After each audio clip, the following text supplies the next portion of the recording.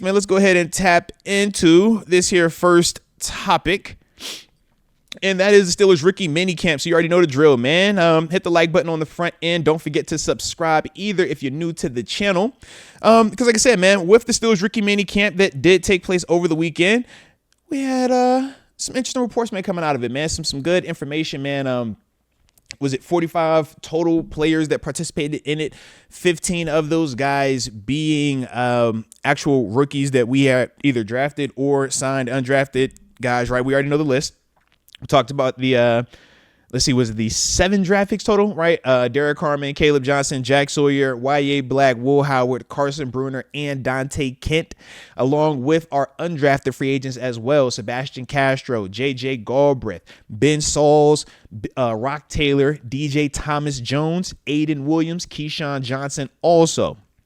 But then we had a couple of veteran tryout guys as well. 5 of those guys participated in this thing. So it was interesting, man, whenever you get the first opportunity to see the guys in the black and gold, see the guys taking the field, seeing the guys going out there and actually looking like football players. You know what I'm saying? Like, because up until this point, everything we've seen has been what? It's the shirts and shorts from the combine or pro days. And with that, yes, it's fun. Yes, there is, certain things that we will speculate, but there's levels to it, man. When you see a guy going out there and shuffling through, hitting the actual the dummies, right? The pads, or you seeing that quarterback that you drafted actually throwing those passes, and you're like, man, this dude actually look good. Seeing Caleb Johnson going through some of the drills.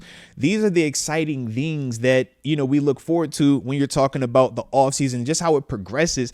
And, where we're at right now in terms of rookie minicamp, we got a chance to see that, man. Now, there were some dudes that, from what I had gathered information wise, did look good, did make some noise. Not saying that people didn't look good, but in terms of guys that, were being talked about a little bit more, just having a little bit more excitement around them. We obviously know the big, talk was, quarterback Will Howard, man. Just seeing some of the clips of him, just seeing Will Howard in the 18.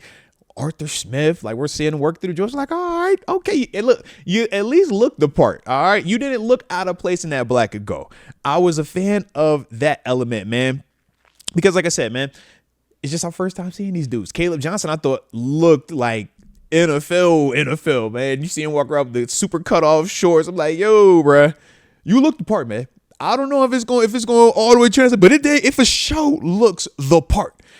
And that's what you want to see, man. Seeing him going through some of those drills, man, he looked good, looked smooth. And that's what you want to see for the athletes, man. When you're in the shirts and shorts this phase, I want my quarterbacks to make every throw look beautiful. Why? Because you're not getting hit. There's not any real pressure on you in the sense of pass rush. You are going to still operate with your natural clock and you're going through your progressions. But this is when you should still look relatively good because, like I said, the physical element isn't a part of this, man. And then from there, man, when we're talking about like I said, man, with Caleb Johnson, just seeing you, man, how's your vision? How you reacting to the drills, man, when they're bag this way, bag that way. It's beautiful to see, man. I love all of that little stuff right there. Derek Harmon, though, obviously we know that's the first rounder. He was out there, man, looking good. And shout out to the guys actually showing up. Like I said, I'm not against guys holding out, trying to get more money in terms of where they're at career-wise, especially veteran players. But for the rookies, I mean, we know it's a pre-slotted. You don't get to say so anymore. So it is what it is. You were drafted here. This is how much you're going to get paid. We're not fighting about that. It's nothing really to hold out for. But we know that that is not the case league-wide. There are players that are holding out or just not practicing in these rookie mini camps, man. And like I said, man, to each their own with that. But I did want to acknowledge Derek Harmon being one of those high pedigree first-round draft picks that is out there, man.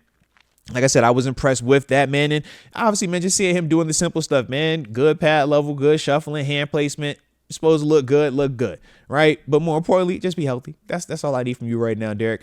Your time is coming in training camp preseason. That's when we'll get to really see how the big boy is going to perform. All right. But on the flip side, though, man, we did have a couple of other dudes, man, in the trenches, right? Well, actually, before I get to the trenches, let me stick with that running back room real quick, though, man, because like I said, Caleb Johnson looked good, but they also, Trey Sermon, we've had him on our roster before. I think it was 2 years ago. He was doing the whole bumping up, bumping down, practice squad active type, but he was one of our veteran tryout guys and one of the 5 that actually got to work out. And he got a contract off of it, man. Shout out to Trey Sermon with that, man. He performed well enough to, get the organization to say, you know what, let's spin the block on you, man. Let's bring you in here and see what you're capable of this go around, man. So I do like that for him. I think he has a unique skill set with his size as well. And we know, like I said, man, he's played well here in preseason. He's done certain things here that have intrigued us about him. And it's good to see him being able to come back and get back out into that running back room. I think that running back room is a lot more open than it's been in the past while Trey has been here. So when you're thinking about Jaylen Warren, Kenneth Gainwell, Caleb Johnson, Trey Sermon, to me, has a very legitimate chance to carve out a role in this thing because of his unique skill set in comparison to the group as a whole. That is one of the pros to not having a Najee, a James Conner, or a Le'Veon Bell. You can have a little bit more diversity in terms of the styles of running backs during, when you're trying to acquire these type of players and stuff like that. So that is one of the things I did want to say with Trey Sermon. And he's not the only vet that came back, man, and actually got a spot in the NFL, man. Shout out to Jalen Smith. If y'all remember him, the linebacker, man, tore his knee up at Notre Dame in the bowl game, ended up getting drafted with the Cowboys, played there for a couple of years, got a nice contract. But then from there, we kind of saw him flame out. He did a veteran tryout with the Raiders. Right. Shout out to the Vegas Raiders, man, Pete Carroll and company over there. But he was able to get a deal to sign a contract to ultimately sign with the Raiders now. So that was pretty cool, man. I ain't gonna hold you. When I saw Jalen Smith, because like I said, Trey Sermon, he's still young to me. I'm like, yo, you're still like a puppy. So like, yeah, stick with it. Keep going. We hungry. Getting it. Jalen Smith, I'm like, bro, you done got the bankroll. You done had an injury or two, man. Like, we kind of passed that stage at this stage, right? Or at least that's kind of what I was thinking. But nah, man, when I saw that, I'm like, well, dang, man. You telling me I might should think about it one day? No. I was like, you know what? If I ever wanted to, I would just go call him. Let me get that veteran training. Let me get that veteran opportunity real quick. All right. I just get the weekend. All right. If I can't do it with the young guys, I don't deserve to be out there. But let me get a weekend. I think I can. All right. But we ain't there. All right. We passed that. But it just for a second, seeing Jalen, just for a second, when I see Jalen, I'm like, you know what, Jalen? I don't hate it, Jalen. I like it. I like it. Shout out to the veteran trial, though, baby. Shout out to the veteran trial. But with that being the case, though, man, I was like, yo, that was pretty cool, though, man, for Trey and for Jalen. Like I said, the veteran dudes to get contracts. Like I said, Trey Sermon here with the Steelers. Jalen Smith got his veteran trial contract with the Raiders. But there were two other guys that stood out or had positive remarks following the rookie minicamp. One guy was our undrafted free agent that we signed out of Minnesota, Duluth, Aiden Williams, right? The big D tackle, or excuse me, big offensive lineman. I said D tackle. Geez Louise.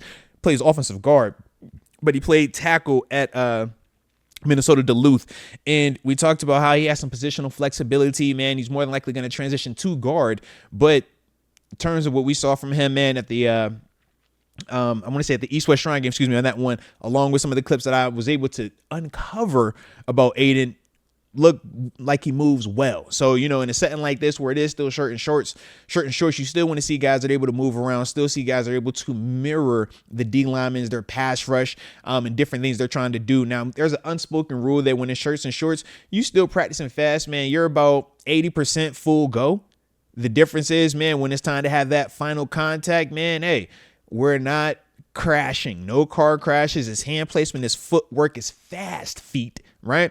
And then outside of that, it's, hey, if it's any type of question mark about it, or if there's any type of, hey, this might get physical, offense always wins. That's just the unspoken rule. So with that, man, to hear that there were some positive signs from Aiden Williams in terms of his movement, in terms of how he was playing out there, that's good to hear, right? In terms of young guys being able to transition potentially. There was another guy, though, that popped up, man, and shout out to this guy right here. Came in on a tryout basis. Y'all know how we talk about TG, right? We talk about TG because he was an undrafted free agent, but there was also a guy that came and joined the Steelers at the same time as TG from West Virginia by the name of Will Johnson, who came in on a tryout basis and obviously carved out a very nice career of himself, man. So with that being the case, this guy, Gareth Warren, all right, Gareth Warren, 6'6", 330-pound offensive guard / tackle.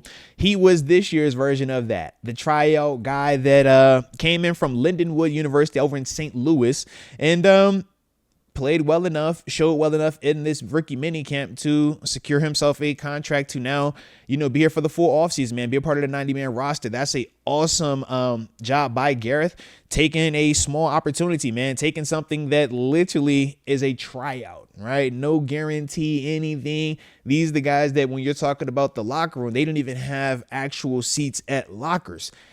They got fold-up chairs in the middle of the room, and we telling them, yo, after 3 days, these chairs are gone. It's like musical chairs. So if you want to stay here, you better find a locker that you're going to take. You catch what I said? Not going to give you a locker. You got to find a locker that you're going to take. Meaning when you go out here in this rookie minicamp, you got about 3 days to go out there and put B to A, right? Right? You got to go out there and cook a little bit and make sure that these coaches feel like, you know what, he's better than one of these guys that we currently have slotted. And that's not easy to do, man. But for Gareth Warren to be able to show that in such a small amount of time, man, I'm impressed by that. And I'm looking forward to seeing what he does, man. Not only is he 6'6", 330, which is insanely big human, right? It's an insanely big human. But he's also from Hawaii. Shout out to the Hawaiians out there, man. My man's from Kailua.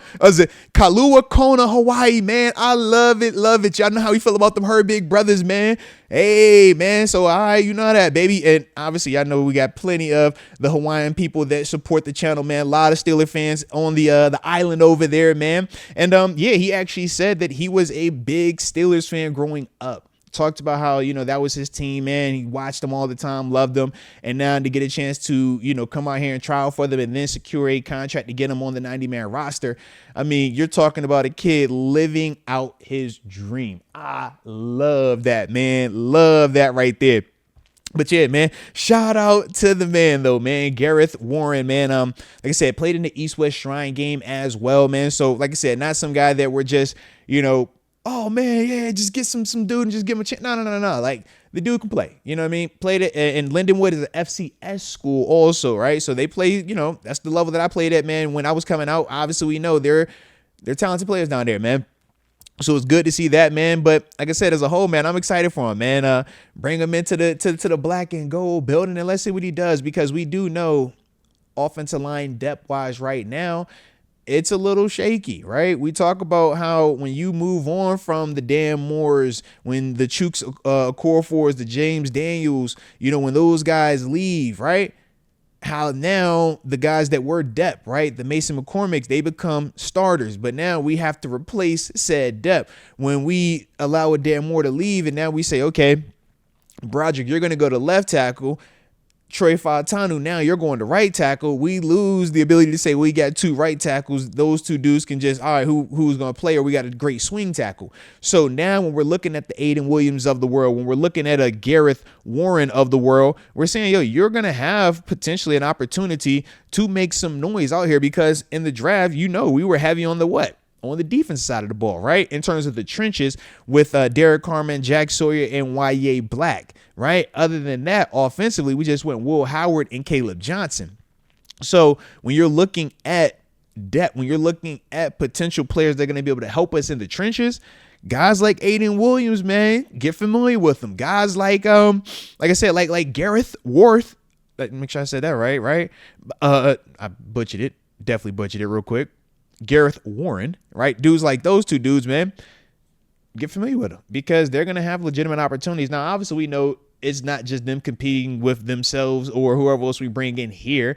They're competing also with the 31 other NFL teams that have guys on rosters that when preseason hits, tape is going to be out there, and then scouts are going to be looking and saying, well, okay, this is who we have, but let me see who Jacksonville has. Let me see who Baltimore has. Let me see what that guy over there. And then we'll see, all right, if that guy gets released, maybe we bring them into the fold.